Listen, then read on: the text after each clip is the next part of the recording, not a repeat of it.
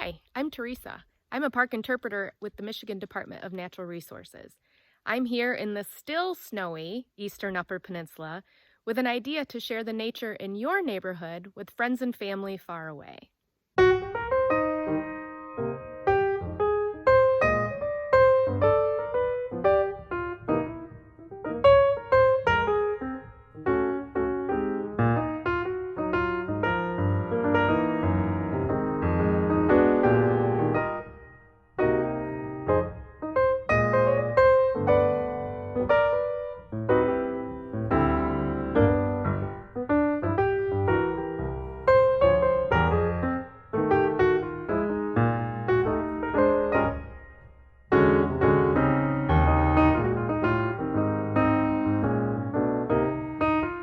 Take the Nature at Home challenge with someone you know that lives in a different part of Michigan, a different state, or maybe even a different part of the world.